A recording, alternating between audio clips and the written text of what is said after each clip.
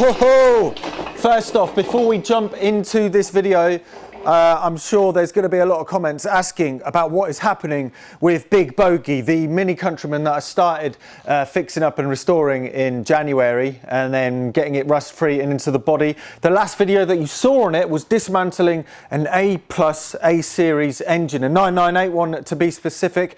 Well, this is it at the minute, and unfortunately it's been a little bit delayed. So basically I've got this plan with it, and I won't digress too much, but there's a part of it that's really annoyingly, it's no fault of the person that's made it in the seller or myself. It's purely, I'm assuming UPS are just a bunch of idiots. I have no idea, but it's stuck in the post. It's been stuck for the last 2 weeks and it's driving me blooming mad. But let's just quickly have a look. So, it's a bit, I've covered it in oil for a bit. It's been sat underneath a pair of overalls. Yeah, this is an example of an instance of why you'd use assembly lube, because it's got to this point, it's all timed up, it's all ready. I haven't done the lock tabs on the camshaft, please remind me before the next video. But you know, it's sat here, all of the oil's moved around all over the place. It's all looking happy, but I can't get to the next step and get the next video out until, well, this thing turns up. But it's all top secret, but we'll be chatting about it closer to the time. Anyway, on to the next video. Well, I'm assuming you've seen the thumbnail, so you already know what this is about, but let's get a bit of context. The green Mini that I did the subframe on, you're probably not going to see anymore. That's because a little bit of a switcheroony, not a little literal switcheroony, but something like that. One sec, just gotta get, why isn't it moving? Oh, it's in gear, that's why. One sec, there. Let's just push it. This thing is so light, it's incredible. Right, yeah, you've guessed it. Well, you've seen the thumbnail, you know exactly what I'm talking about. Oh, this thing's amazing. This thing's blooming awesome. Oh my goodness. Yeah, I've got Brum. I mean, if he caught hypothermia and got stuck in a glacier for a couple of decades, he's got a bit blue, but it's Brum. That's right, you are looking at a 1929 Austin 7 Chummy Tourer machine, a beautiful, magnificent beast entirely. Some of you might think I'm blooming mad. I mean, I might be tempted to agree with you, but this thing is incredible. Looking at the analytic demographic of this YouTube channel, I can almost guarantee that this is older than everybody watching. If you are older than this and you are watching this video, please comment below and let me know. But yeah, this beauty is currently 96 years old. And yeah, it looks a damn sight better than what I'm expecting to look like when I'm 96. I'll most likely have a tree root growing through my cranium at that point, but you never know. So for the last 15 to 20 years, this car has been owned by the owners of Stade Street Garage in Hive. If you are from Hive, or if you've ever been to Hive, there's a good chance after you've seen the pile of skulls up in the church at the top, you've walked down and actually walked past or even seen this in the window of Stade Street Garage. Stade Street Garage being a long-standing garage in Hive. I think they mentioned this started in 1964. So comment below if you've seen or know this car. Karen, who I bought the car off, was describing that it was quite a, you know, a character in the town, in the display. Every Christmas there was a little Santa mannequin and things like that. Christmas lights so the kids peek in and see Santa and the Christmas in Brum. It was bought by her husband as a present to them both, and she, yeah, understandably, she was very sad to see it go. Talking about it being on display at Stade Street Garage, I actually saw this car a couple of years ago when I visited Hive. I spent quite a while peeking in the window, inspecting it and having a closer look at it and just going, ooh, that is a car. That is a very nice car. The main thing that struck me when I saw it was actually how small Austin 7s are. These things actually have a smaller track than Minis. Of course, not all cars of the time were this size. They were all very big and very luxurious. But Sir Herbert Austin had the idea of making an economy car, a car for the people of England. This one right here, designed by himself and Stanley Edge. There's a really interesting story about it all got put together. I thoroughly recommend you to look into it. There is a lot of interesting things about the Austin 7's history. You should look into it. In fact, BMW's first car was a licensed build of the Austin 7. First coming out in 1922, it brought cars to the massive. The reason it's so small and cute is because Sir Herbert Herbert Austin wanted it to kind of take up the same footprint as a motorbike and a sidecar, and he thoroughly disliked motorbikes, so 4 wheels it was. And when we have a look around it, you'll see it's blooming tiny and not really made for people with normal sized feet, that's for sure. Before Karen and her husband owned it, it was restored, I'm assuming in the early 2000s. This is an image from 2003, it's right there. It looks very much the same as it does now. There's no images from it from before. There might be actually. So here's it of a show. This is before they owned it. But yeah, it's looking pretty. Gosh knows if it ever got driven around. Pamphlet from an auction in 1994. And if we flick through, we'll be able to find it being one in auction. Here we go. There it is. Look how old this is. This is 1994 and it blooming looks ancient. How mental is that? £3,100. It looks quite similar there, to be honest. I'm not even sure whether it's been particularly restored. It's probably just been quite taken care of. Look at that, how cool is that? There's a bunch of purchase receipts from around 1999. This is when I assume it got restored. For instance, here we've got one for the cowling.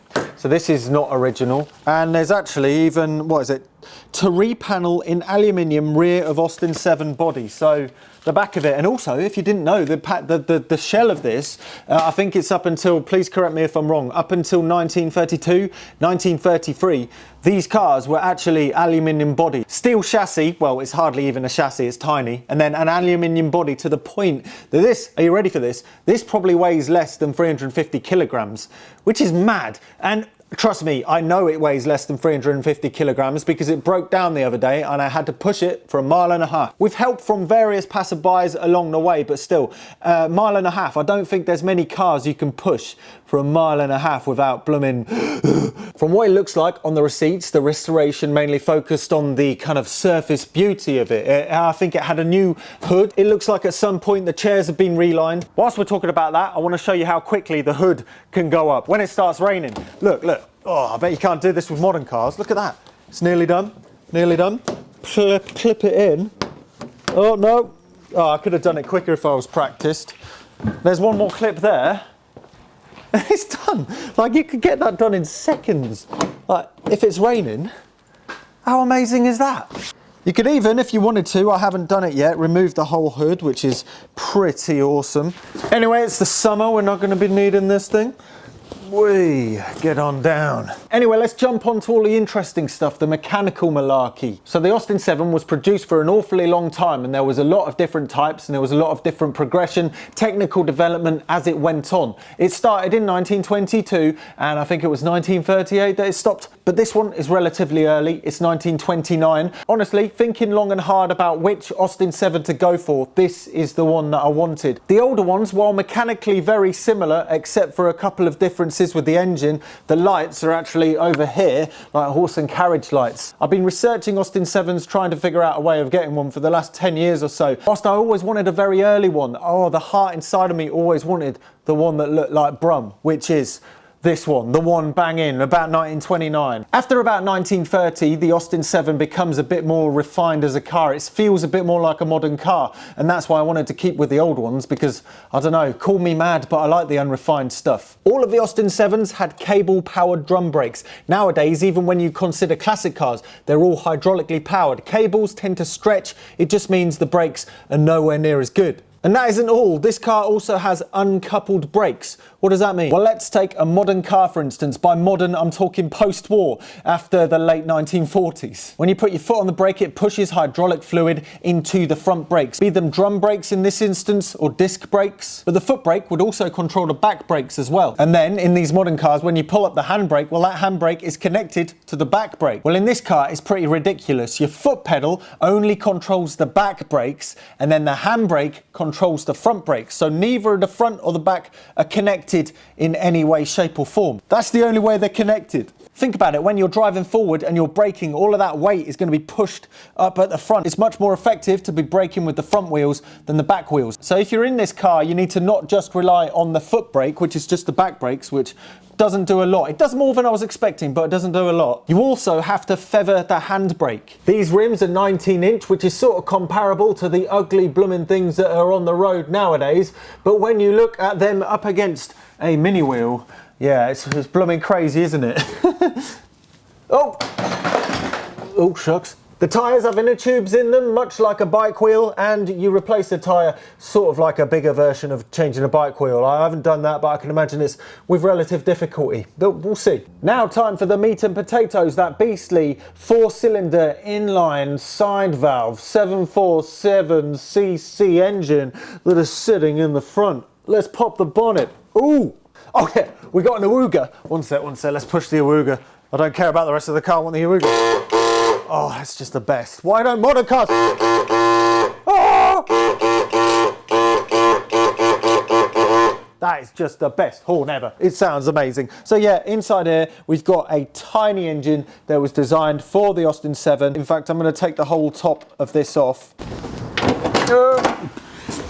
You've got the carburetor that feeds the engine air and fuel mixture down here. It is fed by the fuel tank via gravity, so there's no fuel pump. This is the fuel tank up here. There's actually a switch here that turns on and off the fuel to go down here. It's recommended to turn this off just in case the float inside of the carburetor stops working and you end up having fuel leak going all over the place. Fuel leak was a problem a couple of days ago when I got hold of the car. I filled it with fuel and yeah, it started gushing out the bottom of the fuel tank. It turned out the fuel tank actually had a tiny little hairline crack in it. Amazing enough, you're able to get the fuel tank out, repaired and back in within the space of an hour, just so you know. However, the other crazy thing you'll notice about that is the fuel tank is literally the firewall, the bulkhead. It's pleasing to know that they were thinking about crash safety back there, because there's nothing more comforting than knowing there's a nice big cushioning tub of flammable liquid that is protecting you from everything in front of it in the case of a collision. There's no fuel gauge, you've just got to take the top of it off. Some of them actually have a depth gauge, but you can just peek in there. You can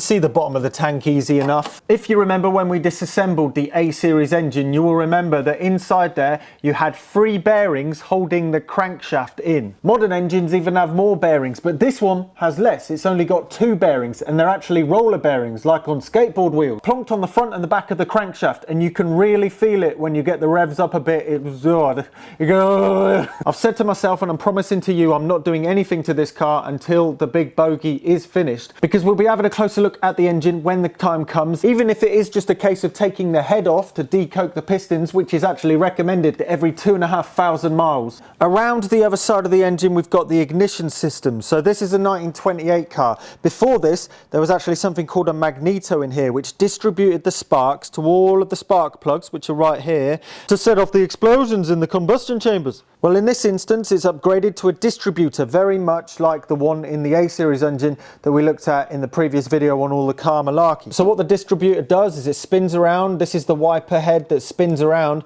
and sends the sparks off to the different spark plugs. I'm not going to cover distributors again. There's a link below to the video about the A-series engine and the distributor in that. In that video, you see you were able to adjust the ignition timing. That is the relationship between the sparks that this is firing out and where the pistons are in their up and down motion. You were able to adjust the timing between that by twisting the body of the distributor around. Well, in this car, because it's before fancy things like vacuum advance and things like that, this is actually a manual function on the steering wheel. A means advance of the ignition timing and R means retard of the ignition timing. So you could just adjust it to fully retarded to fully advanced. You put it all the way to fully retarded if you were going to use the winder to start the engine. We'll have a look at that in a second. And then you slowly go up to be optimum running, where slightly at the higher revs, you're all the way up here. But in the A-series engine, the distributor is spun around by a gear on the camshaft. In this instance, it's actually on the end of the shaft of the dynamo. This is another thing that we touch on in the A-series engine video.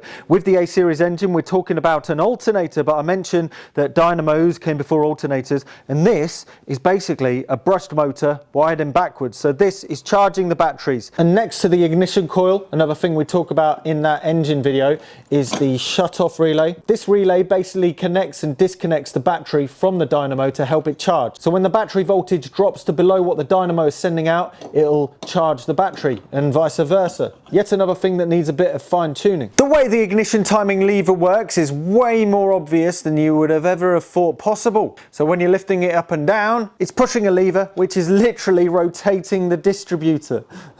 Imagine my fist is the piston going up and down the cylinder ball like that. The ignition timing is related to at which point the spark plug makes a spark, at which point the piston is going up and down in the cylinder bore. What you ideally want to happen is the piston to come up. And then as it starts coming down, you get the spark, which ignites the fuel, which pushes it down even further. If the ignition timing is too advanced, the spark might happen when the piston is pushing up, which means the fuel starts igniting as the piston is still compressing it up, which, as you'd imagine, wouldn't really help give the engine much power, and also run the risk of causing a lot of damage. If the ignition timing is too retarded, that means the spark comes too late. So the piston comes up, the piston comes down, spark happens. Oh no, it's only got a little bit to go and there's not much compression. However, making the ignition timing fully retarded is really handy for when you're trying to hand crank the thing. Because if you hand crank it and it's too advanced, it really runs the risk of it kicking back and flicking you. And if your thumb's over like that, then you might break your thumb. That's why you have your thumb around the back when you're doing it. So if you're going to go hand cranking, make sure the timing's fully retarded. However, you may be surprised to know that even from the first year of manufacture of the Austin 7, it actually came with a starter motor as standard. And the starter motor is this thing right here. The early Austins, which is one of these, gets one of these, which is actually in the footwell. It's affectionately called the bacon slicer, and it literally sits on top of the flywheel, which is right there. However, sadly, in the instance of this car, this bolt on this side has threaded, which means it's not able to sit solidly on the flywheel to be able to turn it over. I'm currently waiting for a helicoil kit to be able to repair this thread so we can get it bolted in and we can actually use the starter motor, because if you see later in this video, you'll know that the winding, you'll get bored of it pretty quickly. This is a work in progress, but this also means that the flywheel is going to be spinning by my feet when I'm trying to push down the clutch pedal. It's fine. There's nothing to worry about right here. Talking about pedals, it's all a little tight and awkward. Here is the accelerator, this is the brake, this is the clutch. There's definitely a knack to driving this that I am slowly picking up. The biggest challenge I am having at the minute is the gear changes, especially changing down in gear, where you need to push on the brake and also blip the throttle to be able to get into a lower gear. My feet seem to be tapping this instead of blipping the throttle, which means I end up crunching the gears a little bit. It'll come with time and practice, I'm sure. Talking about the gearbox, blimey, this thing is pretty funky. So to start with, it's a little bit backwards to what you'd be used to. This is first gear, then up here's second gear, and then this is top gear, third gear, and then up here is reverse. You'll have a knockout switch here, but it's actually been removed on this one because it's probably broken for reverse.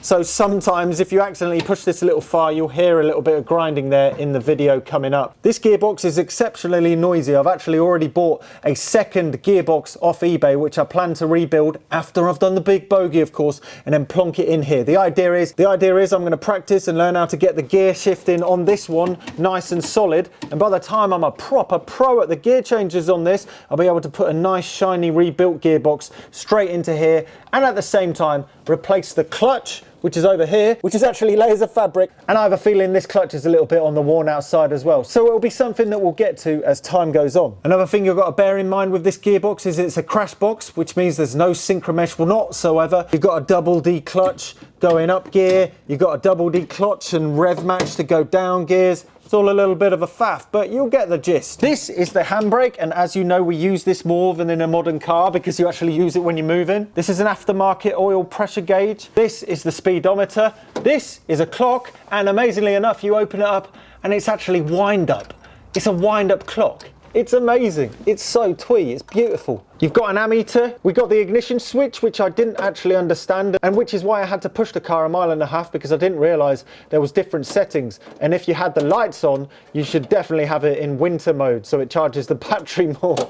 I was an idiot. You've got an oil piston that warns you if you've lost oil pressure, but I think it's been swapped with this thing. And you've got a plaque with a load of patents on it. Lovely. We haven't looked at the drivetrain, but obviously the prop shaft comes from the gearbox and goes all the way over to the rear diff. You can see it right there, and it's got an inspection cover. It suggests to change the oil every 1,000 miles in that thingamajiggy. And it's got an inspection cover in between the seats, so you can have a look at the universal joint, which is in here. Really lovely. In fact, if I push the car, you'll see it spinning.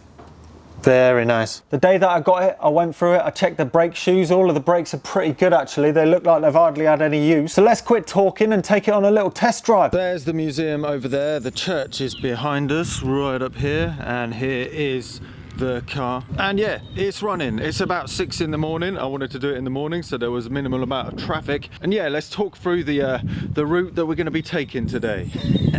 Let's climb in first. Right, let's get this going. Let's get it running. So, all the way to retard. Right, it's fully retarded, so it won't blow back at me. Come on. Oh, what I would do to have that. What I would do to have that starter motor going today. Come on.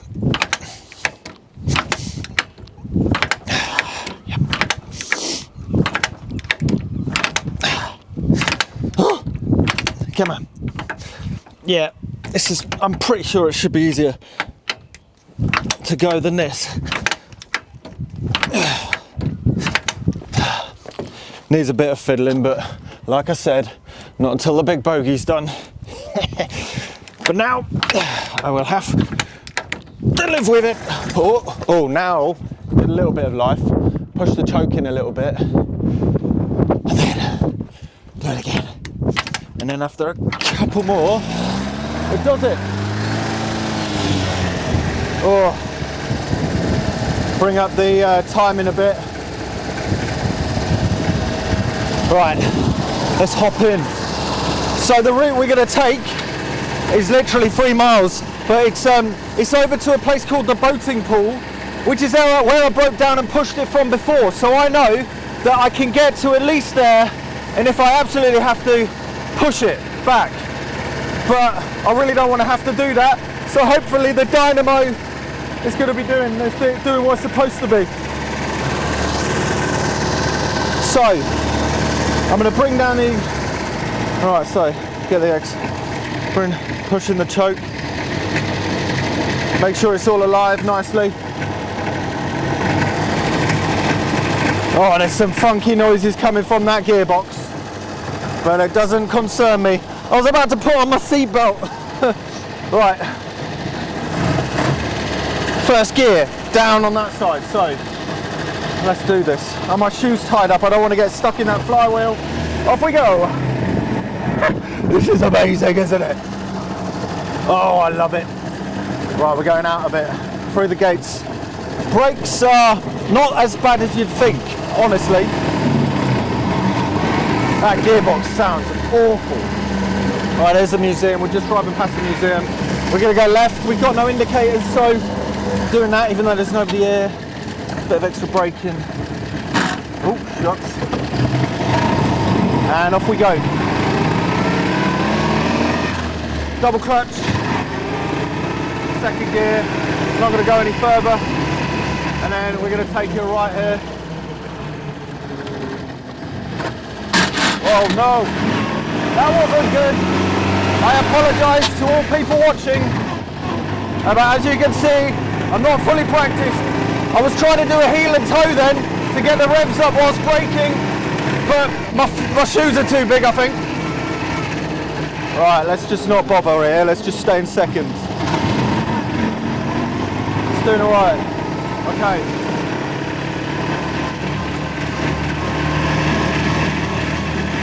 No need to go to third. I don't dare.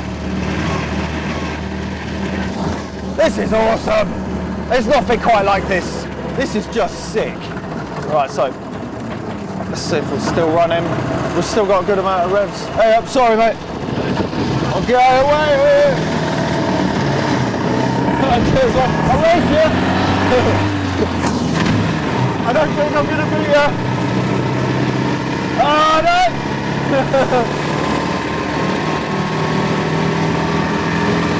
Right, so we're on the open road, but we're going up the hill. I don't dare go into third gear. Going to third gear is a massive jump. It brings the revs so far down. But we're doing 15 miles an hour right now.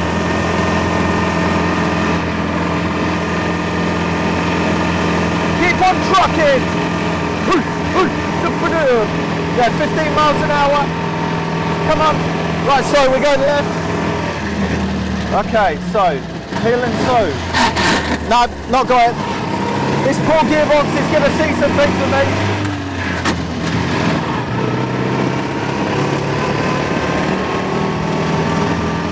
Still not got a downshift. Downshift is not my forte with this car, that's for sure. Check the rear view mirror. Right. Oh, lovely. Right, I'm going to come to a stop, use the handbrake a bit to bring it down. This is so cool, isn't it? Oh, that clutch is not a happy boy. Right, we'll get to third on this stretch. Maybe.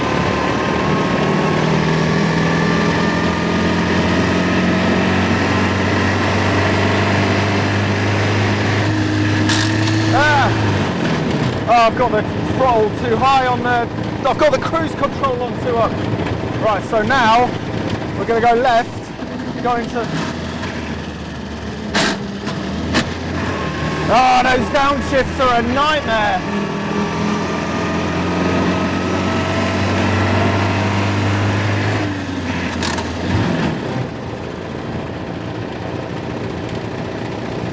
Right, we're going to get over to the boating pool, let it chill for a mo, and then work our way back.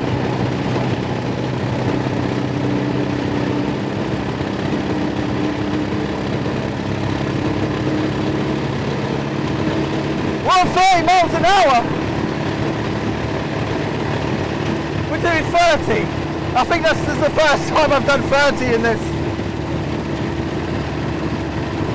This is so good. Right, let's get the brakes on. Oh my giddy arms.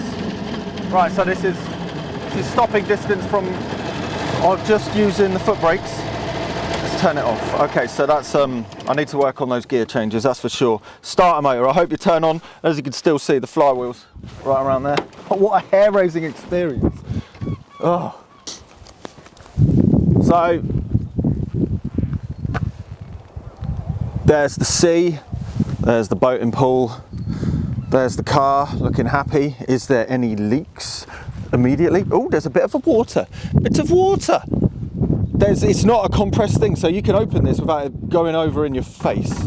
In fact, the Austin 7 apparently is famously overcooled, so you don't really have much of an issue. Like, there's no water temperature gauge. You can get these gauges that actually sit on here that you can see, you can watch from the front top of the radiator, or you could get gauges that go in, but it just gives you another thing to worry about from what I've heard, and it's a little bit pointless. Like, granted, this is actually 25% of the distance I've actually used this car in, and it's not that bad, you know. Right, we need to get back. So yeah, I'm gonna do the trip back now as well. So let's flip it on. I'm gonna do the choke. I don't know how much choke I need. Advance all the way down. Oh no, make sure the lights aren't on. That's the problem we had last time. And just get it going. Hopefully, now it's a bit hot. Oh, nearly. You can't be too hasty with this, or you run the risk of getting clobbered with that. You know, you get the horror stories of the the words evade me, but that thing. Oh, there's a bolt.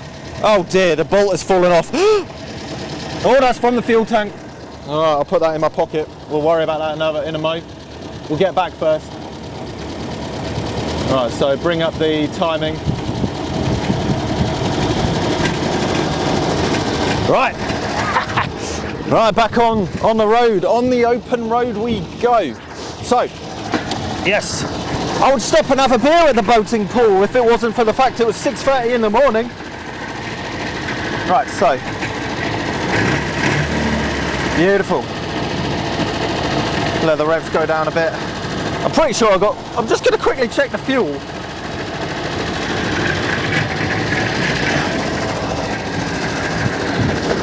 You got to check the fuel with a gauge, but you can basically see the bottom of the fuel tank. Oh, there's loads.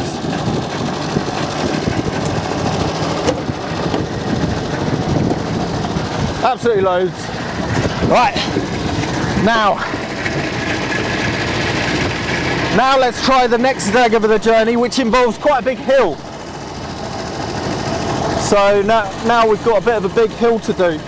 Right, so let's bloody do it. Oh, my thumb, I fractured it.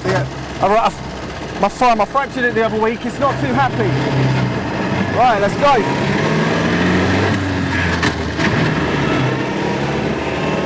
Now this is a cool U-turn, we got to do a big old corner. Oh my giddy aunts, holy smoke. Oh yeah, oh that's quite good. That was pretty good. Oh yeah, baby. Right, let's get it going. 20 miles an hour. Oh, I've revved too much. I fucked that up again. We're back down to 20 again, but I don't. Yeah, I'm not in a rush. If I was in a rush, I think I'd be driving another car.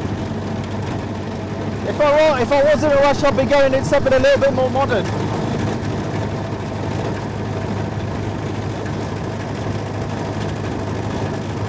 Hello. That's the other thing. This is like, people, you hardly see these bloody things.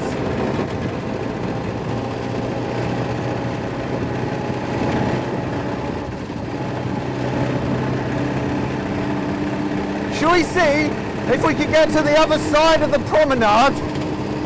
It's about 1.5 miles, and I'm petrified. I wonder if it'll make it. Not because of the car, but I honestly think because of all the ignition. It's all, as you saw, it's all a little bit on the warm side. Oh.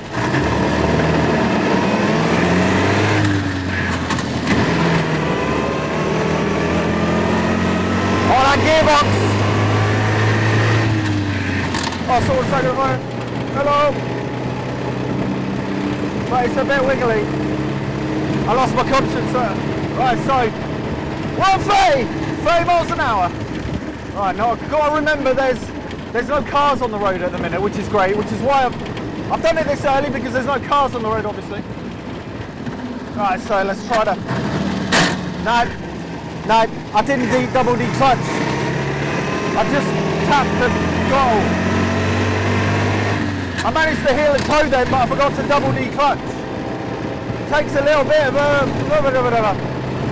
oh my god, now we're going down a big old hill. Are we going to get to 30? 30? Well, let's stay at 30. The speed limit is 30. Ah! This is awesome! Oh my god, there is nothing better than this. Literally nothing. There's nothing. Nothing can beat this feeling. Right, roundabout. Anybody there? Am I going to wing it? I'm going to wing it. Right, now we got a bloody big boy hill. So I ran out of fuel on this hill the other day. Oh my god, I didn't want to do that. Hey! Ah!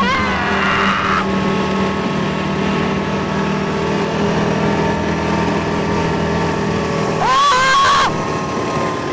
Come on! Come on! Come on! Get to the top of the bloody thing. 20 miles an hour. Oh, I love it. And off we go. Third gear again. So thank you very much, Mr. Bus. You've got to remember your courtesy. I nearly forgot. I was too busy worrying. Now I know how to use this charging system. There's no battery problems anymore. Oh my goody aunts. 25. We're losing a bit of puff. I don't know why. Please watch where you're going. Please watch where you're going. Oh my giddy bloody aunts. Oh. Oh. I could have gone a bit wrong if they stopped in the middle. We would have had a collision, but that's what it's fine. I've got the fuel tank as a protection, haven't I?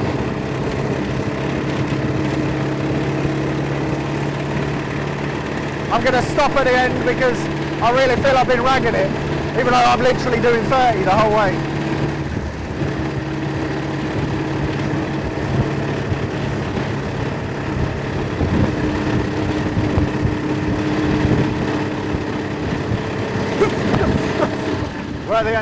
We're at the end of the promenade. We made it here.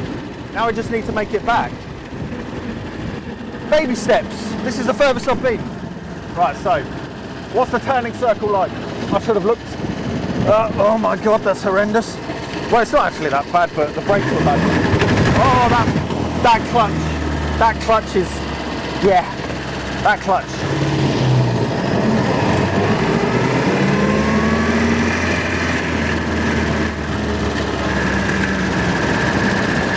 Right, this is the best thing since sliced bread.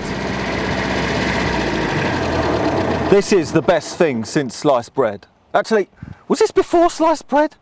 1920, I don't know, I'm not really up on my sliced bread, my bread history. But this is incredible. Right, let's have a look at how the engine's faring after that jaunt, let's call. Handbrake, don't forget the handbrake. Right, let's have a look, see what's happening. No boiling. I mean, it is what it's doing. The fuel is worryingly over that, so that's the reservoir for the fuel. You check that. The float is looking a bit funky in there. I'm not sure what's actually going on. That's something else that needs looking. I don't want to take it off now. Oh, screw it. There might be a little fire, but oh no, the float's okay. The float's in there, but oh no, we got a lot of fuel on the exhaust. That is not the best thing. That's exactly what I was expecting to happen, but I did it anyway. I'm an idiot. So this is the tap you turn off when you don't want to use it for a long while. That was very stupid. Awooga, obviously. We haven't heard that. You've got a side awooga as well, but that's perished. I need to find a turkey baster to swap that with. But it's a bloody beast, isn't it? It's a blooming beast. Oh, what a lovely day it is. Anyway, let's get a different angle and drive back. Oh, damn it. I've managed to thread my Defrotto clamp, which is a bit idiotic. Have I made the right decision slightly downgrading by half a century? Let us know, and if you like to see, don't forget to subscribe and don't be scared to try it. Toodaloo. Anyway, that's it from me. Since doing this video, I've become a lot more competent on the driving. In fact, yeah, I've got it up to 45 miles an hour. A couple of people in the vehicle as well. It's blooming awesome. I'm extremely pleased to be the next custodian for this absolutely beautiful vehicle. There'll be more information on it to come, but first I'm going to finish this big bogey. It came at an interesting time, this car, but I just had to make it work. It's something that I've been looking for a long time, and it's basically the roots of the Mini. And you know, I like economy poo boxes of British heritage, British Leyland, and well, in this instance, Austin. So yeah, anyway, enough of that. I'll see you next time. Lovely, have a lovely time. Toodaloo.